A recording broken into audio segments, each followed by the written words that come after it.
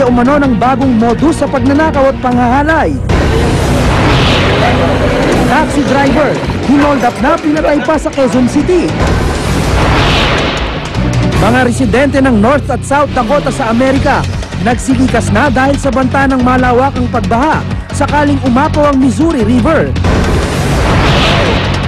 At pelikulang The Twilight Saga, Eclipse, humakot ng parangal sa MTV Movie Awards. Huwag pahuli, tutok na sa unang balita. Magandang umaga, narito na po ang mga unang balita.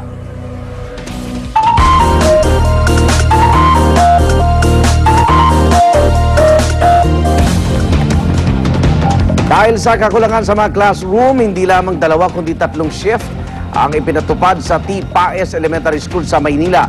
Kaya naman mga estudyante, 4 na oras na lamang ang klase. May live report si Victoria Tulad. Victoria! Even maya-maya lamang ay magsisimula ng klase dito sa T-PAES Elementary School sa Tondo, Maynila. Pero sa ngayon ay hinaharap pa rin nila ang problema ng kakulangan sa silid-aralan. Dahil kulang sa classroom, 3 ang shift ng klase dito sa T-PAES Elementary School. Ang unang shift ay mula alas 6 ng umaga. Tuloy ang anak ni Maribel de Castro na nasa ikalawang baitang pa lamang ay kailangan daw gumising ng alas 4 ng umaga para hindi mahuli sa klase. Ganito rin ang kaso ng iba pang estudyante sa naturang paaralan. Sa ngayon ay hindi pa raw kasi tapos ang pagsasaayos ng 10 classroom sa isa sa mga building. Magkagayunman, nauunawaan daw ng mga magulang ang estado ng paaralan kaya naman handa raw silang pansamantalang magtiis sa paggising ng maaga. Nakatakdang maisaayos ang lahat ng mga classroom bago mag-Hulyo. Kasi maski pa paano po, may natututunan pa sa oras na nawala sa kanina. Pero yun po ang ano kasi ng school, kaya yun lang po susundin namin. Pasamantala naman po daw eh. Nangihinayang ba kayo dun sa isa't kalahating oras sa kasana? Nakakapanginayang kasi kung tutusin, 6 to 11 ang pasok niya.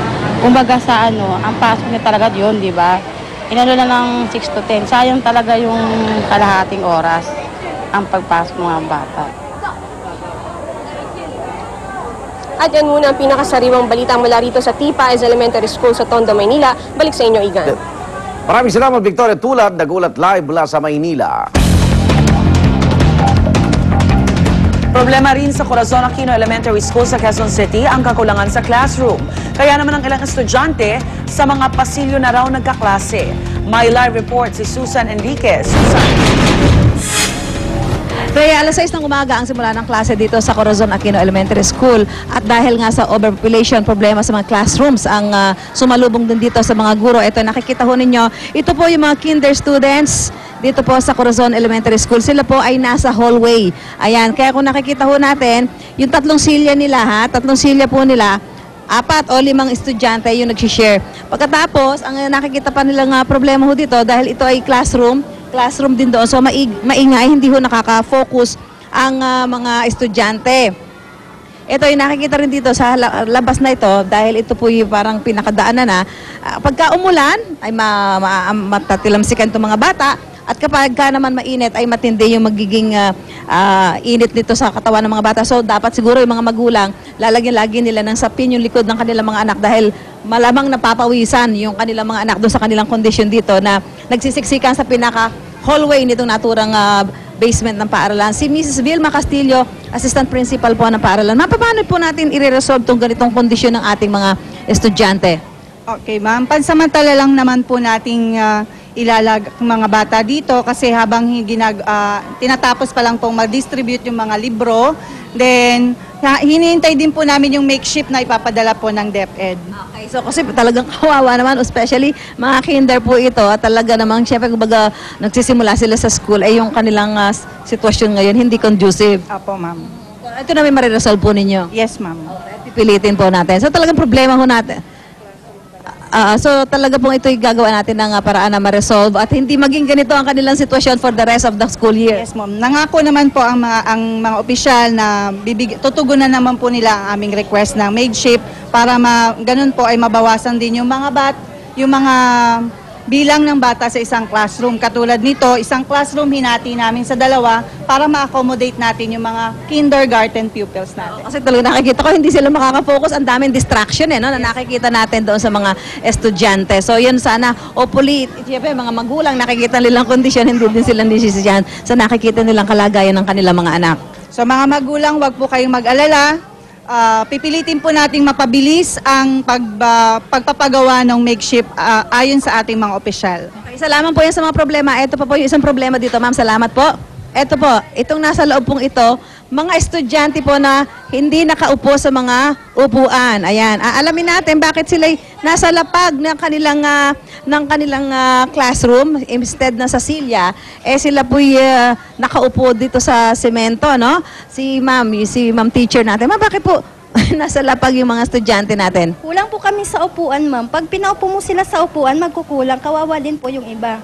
So dahil kulang yung silya, mas mabuti pang nakaupo na lang silang lahat sa lapag. Yes, ma'am. Kasi kawawa yung iba nakaupo, yung iba hindi kaya kawawa po sila. Mayroon ba kayong darating na mga silya para Sabi daw po may darating. sabi daw po nino? Si sir. So kailan daw po darating yun? Kasi pasukan na tayo. Hindi ko po alam, ma'am. Isa tingin niyo ba nakaka-focus yung mga yan? Kasi yung iba talagang nakatingkayad, napakahirap mag-aral ng ganyan na parang hindi ka komportable sa posisyon mo. Hindi po, ma'am. Kasi kawawa po. Paano pag nagsulat sila? Oo nga, paano nga sila magsusulat? Yun nga po paano sila magsusulat niyan? Kawawa nga din po, ma'am. Kaya, Ito puro reading classes muna kayo. oh yes, ma'am. Okay, maraming salamat. So sana dumating po yung mga silya. Dito sa nakikita kong silya mga nakataob, ilan ho ba dyan ng buo? Mga 15 lang po. Mga 50 po sila. 50 ang buong silya, 50 ang estudyante. Kukulangin nga. So sabi nyo nga, parang pare-pareho na lang silang nakaupo sa lapag. Yes, ma'am.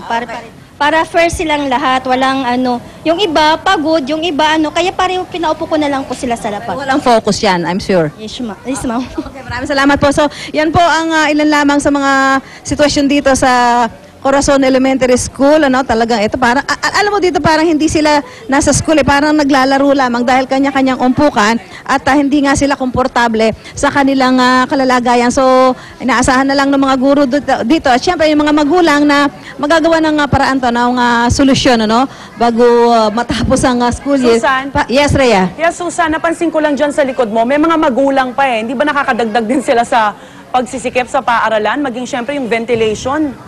Hindi, itong mga magulang naman, kasi syempre second day may mga naghatid pa, nasa labas naman sila nitong hallway, nakatingin lang, but mamaya-maya naman, ilalabas na rin sila. They want to make sure lang na yung mga anak nila, kahit papano, kahit nakikipagsiksikan, nakaupo ng maayos. Dahil ito, Rhea, tingnan mo, example, ha? Tatlo Ayan, lamang. ang dami. Yan, tatlo lamang yung chair na yan, tatlo yung chair. Etong mga bata, tabi-tabi na yan. So, paano pa makakakilos ng maayos yan? Talagang halos nagkakadikit-dikit na pati mga ulo nila. So, yung mga magulang, gusto nilang makita na yung mga anak nila, kahit nagsisiksikan, medyo okay-okay pa rin naman at may mga nakasingit na upuan. So, yan po yung sitwasyon dito sa Corazon Aquino Elementary School sa Batasan at inaasahan po ng magulang, ng mga guro at ng mga estudyante na magiging mas maganda ang kanilang sitwasyon habang umuusad ang kanilang pagpasok sa eskwela. Back to you, Rhea. Alright, maraming salamat Susan Enriquez, nagulat live mula sa Quezon City. Inabot na po ng oras ng hapunan ang klase ng mga nasa second shift sa Batasan Hills National High School. At para maging matiyak ang kanilang kaligtasan, grupo-grupo kung umuwi ang mga estudyante. Narito ang report ni James Velasquez. Ang karaniwang oras ng hapunan sa karamihan, uwian pa lang ng mga second at third year na mag-aaral ng Batasan National High School sa Quezon City. Sa pamamagitan ng dalawang shift na pagkakasya ang 72 classroom ng paaralan para sa mahigit 13,000 estudyante. Kung one